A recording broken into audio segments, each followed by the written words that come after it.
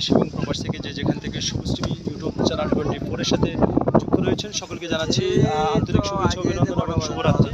এখানে যাকে দেখছেন তিনি হচ্ছেন দূরপাল্লার পরিবহনের চালক আমার বড় ভাই, আর এই যে আমার আরেক বড় ভাই দূরপাল্লা পরিবহনের চালক, আর তার পাশে আমি তো আছি, আপনারা দেখতে পাচ্ছেন।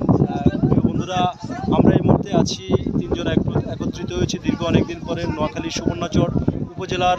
প্রিয় দর্শক, যদি জানিয়ে রাখি যে কাটাখালী ঘাট যেটি রয়েছে এখানে মালবাহী পরিবহনগুলো লোড হচ্ছে, আর নদীর ওই পার থেকে নদী যুগে বোটে করে কিন্তু তরমুজ এসেছে। এই তরমুজগুলো চকরিয়া যাবে। আপনি কোথায় যাবেন?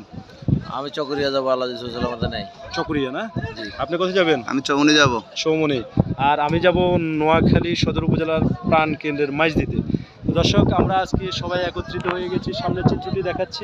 এখানকার সাইফুল ভাইয়ের নেতৃত্বে আসলে এখানকার শ্রমিক ভাই যারা রয়েছেন তারা কিন্তু এই বোট থেকে তরমুজগুলো দূরপাল্লার পরিবহনে লোড দিচ্ছেন, আর এই তরমুজগুলো বাংলাদেশের বিভিন্ন জেলার আড়তগুলোতে চলে যাবে। তো দর্শক, এই ছিল আমার কাছে নোয়াখালী সুবর্ণচর উপজেলার কাটাখালী ঘাট থেকে আপডেট খবর।